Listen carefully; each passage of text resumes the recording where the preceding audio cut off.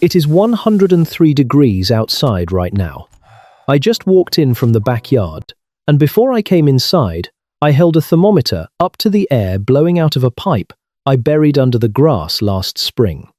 61 degrees Fahrenheit, no compressor, no refrigerant, no moving parts, except a small fan that draws about as much electricity as a nightlight. Just dirt, just a pipe. Just physics that has been sitting under every yard in America waiting for someone to use it. And the question I have not been able to shake since the day I measured that number is a simple one. Why did nobody tell me this existed? I want to be honest with you from the start. I was skeptical. I am the kind of person who measures things before I believe them, and I had seen enough YouTube videos promising off-grid miracles that turned out to be nothing to be genuinely doubtful going into this. So I dug the trench myself. I laid the pipe myself. I ran the system through one full summer and wrote down every number I could get my hands on. What I found did not just work. It worked well enough to change the way I think about every mechanical system in this house. And the more I dug into the history of why this technology is not in every home in the country, the angrier I got. Because this is not a case of something being too complicated or too expensive. This is a case of something being too cheap. Let me give you the physics first, because once you understand what is actually happening underground, the suppression story makes perfect sense. 4 to 6 feet below the surface of your yard, the soil holds a temperature that does not care what the weather is doing above it. In Detroit, that temperature sits between 40 and 60 degrees Fahrenheit year-round, even when the surface swings from below zero in January to over 90 inches August. In Lincoln, Nebraska, where the surface can hit nearly 87 degrees in summer and drop to 28 inches winter, the ground at 10 feet deep stays between 45 and 62 degrees all year long. The surface is screaming. The ground is barely whispering. The reason for this is something called thermal diffusivity. It is the ratio between how well a material conducts heat and how much heat it can store at once. Moist soil has a thermal diffusivity of roughly 0.5 millimeter squared per second. That number is so small that a summer heat wave on the surface takes nearly 6 months to travel downward 4 feet into the earth. Think about what that means in real terms. The cold air blowing through your buried pipe on a July afternoon is not some vague ambient background temperature. It is the cold from last January, moving through the earth in slow motion, arriving exactly when you need it. Your backyard is not a cooling device. Your backyard is a time machine. The summer sends cold underground in the winter. The winter sends cold underground in the summer. The pipe just collects the delivery. There is a second piece of this that most people never hear about, and that is volumetric heat capacity. Moist soil stores roughly 2.5 megajoules of thermal energy per cubic meter for every single degree Celsius of temperature change. What that means practically is that the earth surrounding a properly buried pipe has enough buffering capacity that it never gets depleted. The cold is always being replenished by weather that happened 6 months ago. The system does not wear out. It does not lose efficiency. A compressor starts degrading the day you first run it.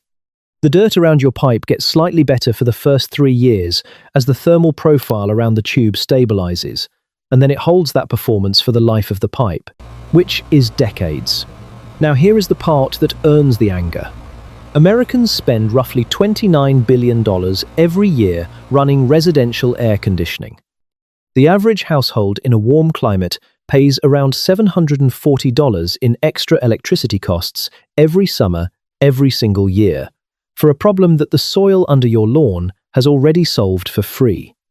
Every dollar of that $29 billion flows through a system that was designed to keep you paying, not accidentally, not as a side effect of progress, deliberately. In 2020, the American Gas Association held an internal planning session. The minutes from that meeting became public through investigative reporting. In those minutes, passive thermal alternatives were specifically named as an existential threat to natural gas use in residential buildings.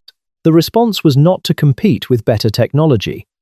The response was to eliminate the competition through legislation, and it worked. As of early 2025, 26 states have passed what are called preemption bills. These are laws that prevent local governments from encouraging, permitting, or even acknowledging passive thermal systems in residential building codes. Arizona passed one in 2020. Ohio and Florida followed in 2021. When researchers ran the text of those bills through plagiarism software, the language was nearly identical across all of them. Different legislators, different states, different weeks, same words. Because they did not write the bills themselves.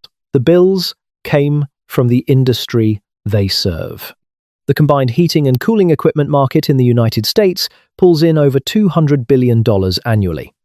That includes the original equipment sale, the repair cycle, the replacement cycle, the warranty extension, the refrigerant charge, and the monthly utility share attached to running the equipment.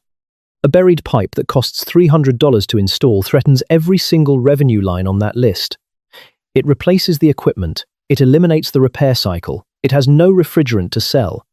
It does not show up on your utility meter at all, which is exactly why it has been kept out of every contractor's manual since the middle of the last century.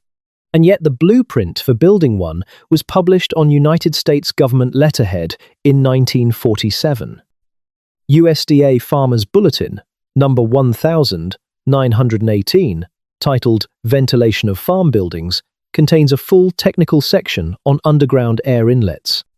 It specifies glazed clay or concrete tile pipe with a diameter of 6 to 8 inches, burial depth of at least 4 feet to reach stable temperature zones, a minimum slope of 1/8 inch per foot to allow drainage, and intake placement positioned away from contamination sources, plain language, imperial and metric dimensions, distributed to agricultural extension offices across 8 states. Available today through the National Agricultural Library if you know the document number. The federal government told every farmer in America how to build this for free. Then, the natural gas infrastructure expanded through the American Midwest between 1950 and 1970. The pipelines reached every small town in the region by 1963. Gas furnaces and forced air cooling became the default, because they had manufacturers, financing chains, and industry advocates writing them into building code. The underground earth tube had no industry advocate. It had no lobbyist, so it fell out of the manuals, not because it stopped working, because it never had anyone fighting for it.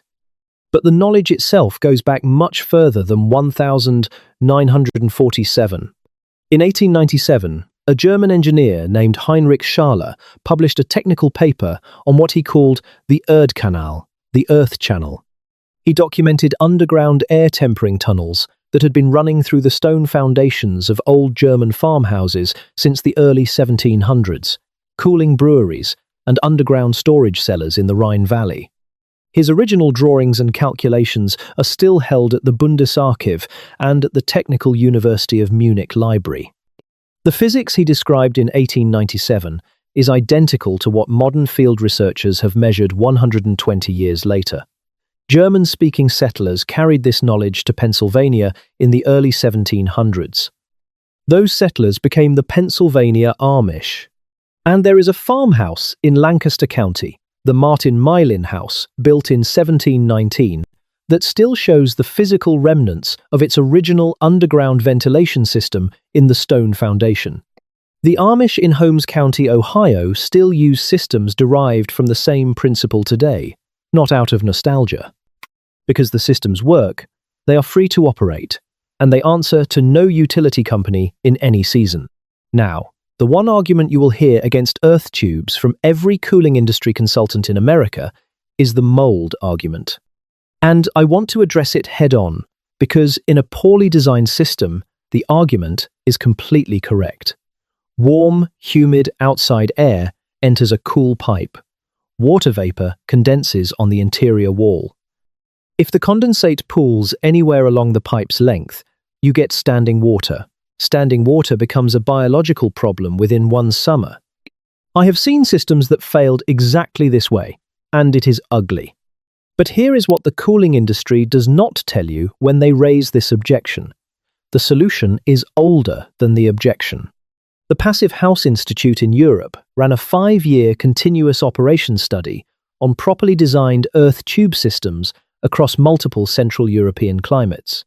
At the end of year 5, air samples pulled from the pipe outlets showed microbiological levels statistically indistinguishable from ordinary outdoor ambient air. The systems were clean. The science on this is settled. The mold problem is a design problem. It is not a technology problem. The fix is a slope of at least 2%, continuous from the house end down toward the outdoor intake, with no low points anywhere along the run.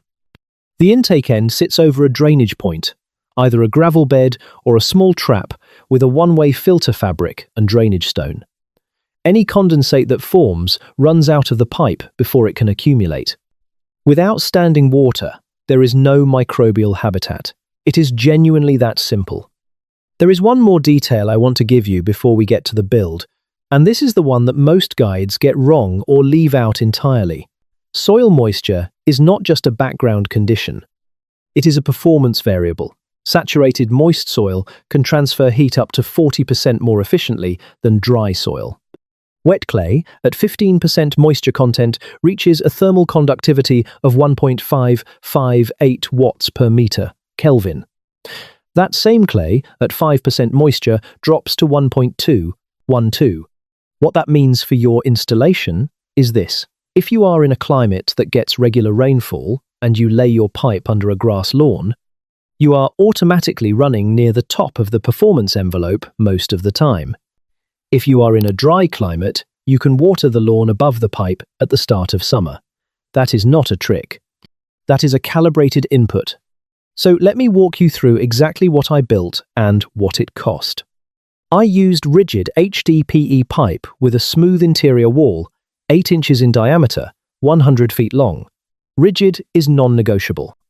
The single most common installation failure I have researched is people using flexible, corrugated drainage pipe because it is cheaper and easier to work with. Under soil pressure, that pipe deforms. It creates low points. Those low points collect water. The water creates the exact mold problem the industry uses to argue against the whole technology. Use rigid pipe, smooth interior wall. I paid about $110 for the pipe at a regional supply house. I rented a walk-behind trencher for half a day, about $120, and cut a trench 5 feet deep and 100 feet long through the backyard in roughly 2.5 hours. Before I dropped the pipe in, I laid 4 inches of fine gravel along the bottom of the trench, leveled with a straight edge to give me a consistent 2% slope falling away from the house. The pipe went in on top of that gravel bed.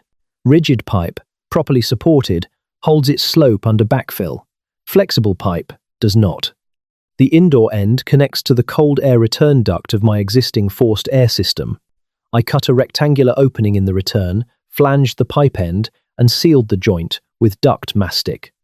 The existing blower draws earth-tempered air through the pipe every time the system runs.